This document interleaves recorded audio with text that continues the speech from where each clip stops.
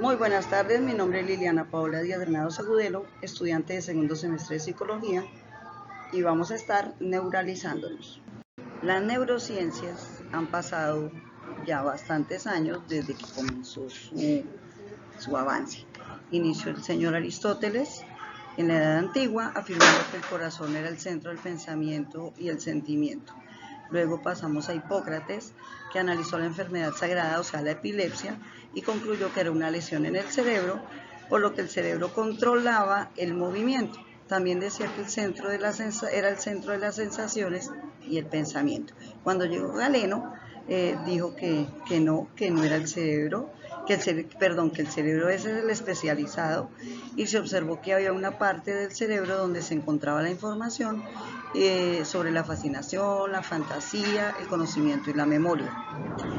Luego René Descartes postuló una teoría en la que el sistema nervioso funcionaba como una máquina, es decir, mediante principios mecánicos, pero esta teoría ya se sabe que era errónea. Luego Luigi Galvani comprobó que Descartes estaba equivocado, ya que mediante la estimulación de un nervio observó que un músculo se contraía y contribuyó con el término del reflejo. Cuando Johannes Müller entró a trabajar con el conductismo, entonces postuló su doctrina de las de las energías nerviosas específicas. Luego en la frenología, que es una pseudociencia, contribuyó en que el cerebro es el órgano de la mente y que ciertas áreas albergan funciones específicas localizadas. Camillo Golgi desarrolló el método de la tintura mediante el nitrato de plata, con el cual observó que habían unas células con dendritas extendidas por todo el sistema nervioso. Pasamos luego a Santiago Ramón y Cajal, que es uno de los más importantes en las neurociencias, con el método propuesto por Golgi, que pudieron descubrir la estructura básica del sistema nervioso. Y en las últimas décadas está Paul Broca y Carl Wernicke, que dieron las bases para el desarrollo acelerado de las neurociencias con la teoría del procesamiento distribuido. En el siglo XIX, los doctores Claude Bernal, Paul Ehrlich y John Longuey demostraron que los fármacos interactuaban con receptores específicos en la célula. Luego, en 1924, Hans Berger creó el primer electroencefalograma humano. En 1932, Charles Scott dio el nombre de sinapsis al contacto interneural y recibió el primer Nobel de fisiología. Y por último, Ross Harrison fue el primero en manejar el término de neurona. Bueno, el sistema nervioso es una red de tejidos altamente especializada. Su componente principal son las neuronas, que se encuentran conectadas entre sí de manera compleja y que tienen la propiedad de conducir una gran variedad de estímulos en forma de señales electroquímicas, a lo que también se le puede llamar sinapsis. Dentro del tejido nervioso y desde y hacia la mayoría del resto de los tejidos van coordinando a sí mismo las múltiples funciones en el organismo. Anatómicamente, en los seres vivos, especialmente en los humanos, el tejido nervioso, aunque va por todo el cuerpo, se agrupa en distintos órganos, los cuales conforman como estaciones y por donde pasan las vías neurales. Este sistema nervioso está dividido en dos partes, que son el sistema nervioso central, que está conformado por el cerebro y la médula espinal, y por el sistema nervioso periférico. Hablemos del sistema nervioso central. Este está conformado por el cerebro y por la médula espinal, las cuales se desempeñan como el centro de procesamiento principal para todo el sistema nervioso y controlan todas las funciones del cuerpo. Entonces, acá tenemos el cerebro. El cerebro controla los sentidos, el habla y los pensamientos. Tenemos el bulbo raquídeo, que queda por acá, que controla la respiración y la presión arterial, la digestión y el latido del corazón. Tenemos el cerebelo, que es esta partecita café, que coordina los movimientos y el equilibrio. Luego va la médula espinal, que es toda esta amarilla que va bajando. que controla los reflejos. Esta médula va dentro de la columna vertebral, que es la que protege a la médula espinal. Y por último, los nervios espinales que conectan la médula con las extremidades y los órganos. Tenemos acá el cerebro dividido en sus lóbulos y nos cuentan los científicos que el lóbulo frontal controla la conducta, las decisiones, la planificación, la coordinación, la ejecución y las emociones. El lóbulo parietal controla la temperatura, el tacto, el olfato, el gusto y la presión. El lóbulo occipital, acá de color amarillo, cuida lo que son los procedimientos visuales y los reconocimientos espaciales. Tenemos el lóbulo temporal, que es el azul, que controlan el aprendizaje, la memoria y la audición. Y tenemos también el tronco encefálico, que es este acá larguito, y el cerebelo, que es este rojo. Así está el sistema nervioso central. El sistema nervioso periférico es el que compone todos los nervios que van a los diferentes órganos. Este está subdividido en el sistema parasimpático y en el sistema simpático. Estos dos sistemas manejan los mismos órganos, pero de forma contraria. Por ejemplo, en el ojo, mientras que el sistema parasimpático contrae la pupila, el simpático la dilata. Mientras que el parasimpático estimula la actividad digestiva, el simpático la inhibe.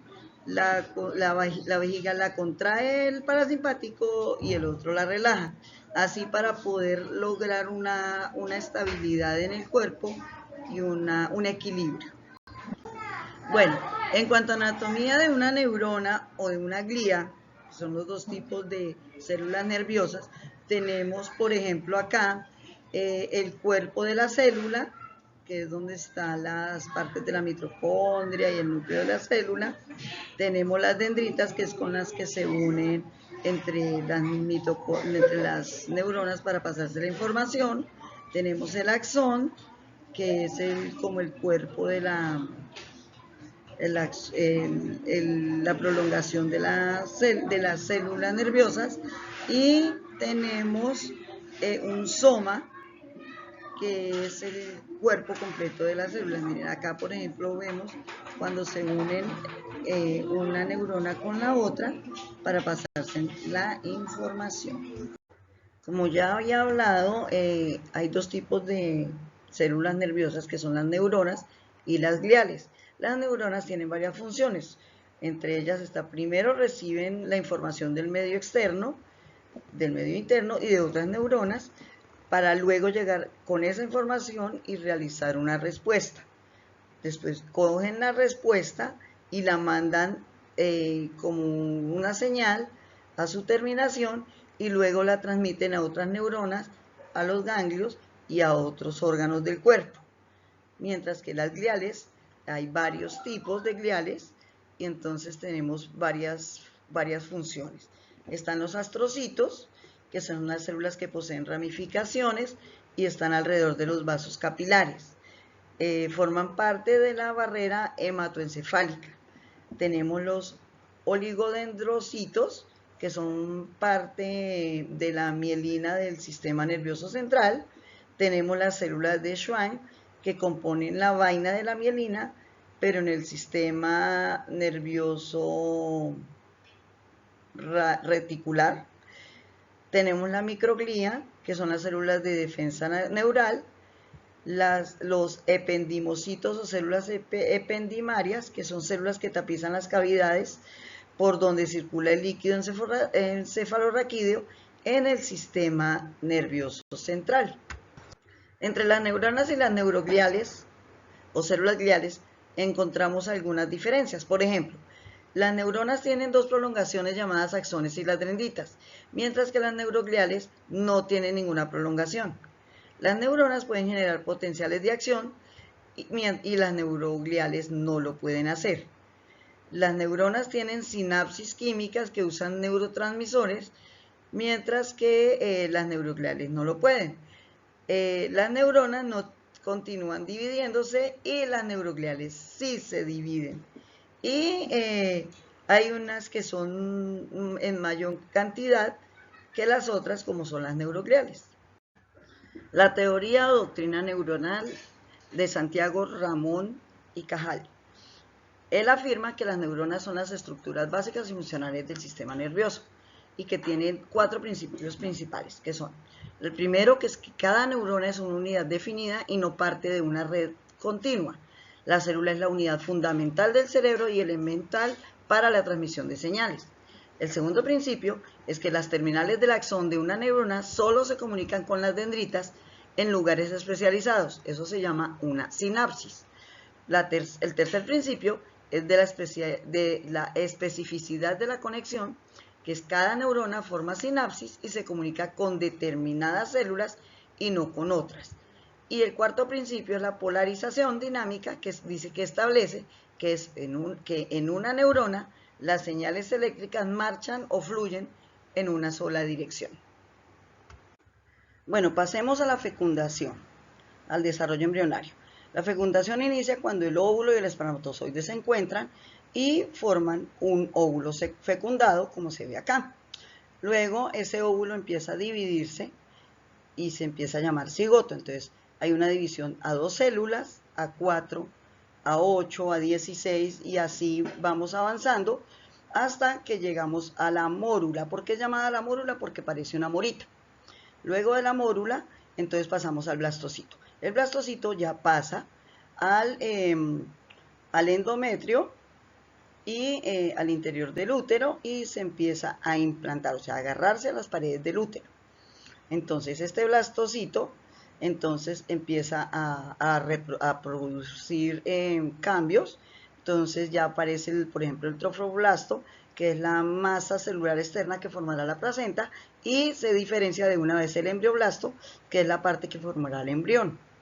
Luego vamos avanzando así, día 7, día 8, día 9, ya en el día 9 ya está bien implantado, y ya se puede diferenciar la cavidad amniótica y el epitelio uterino, que es donde está implantado exactamente nuestro embrión.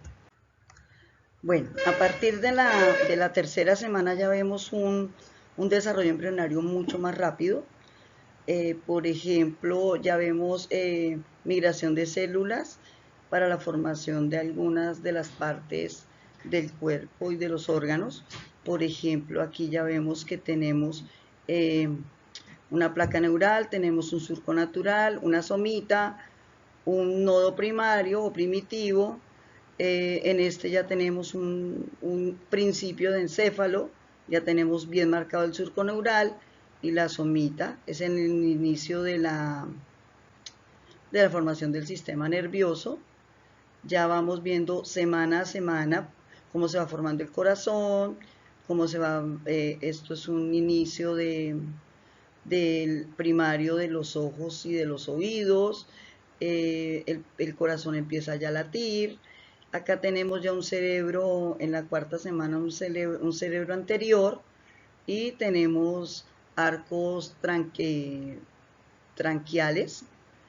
En este momento ya el embrión mide 4 milímetros, es una cosa muy pequeñita, pero así va iniciando, va avanzando, se van desarrollando los ojos, se van desarrollando los oídos, empezamos a ver cómo ya salen manitos, cómo tienen inicio de piernitas, ¿sí? Cómo el cordón umbilical empieza a engordar ya. Y hacia la semana número 7 ya tenemos un cerebro formado, más no desarrollado. Debe empezar a desarrollarse igual que todo el resto de órganos del cuerpo, hasta llegar a la etapa del feto, donde ya están todos sus órganos formados, donde todos sus órganos ya pueden, entre comillas, funcionar, pero solamente les falta crecimiento y maduración. Bueno, espero que este video haya sido de su agrado, que haya quedado claros algunos términos, algunas situaciones, y que haya logrado neuralizarte. Bye, bye, gracias.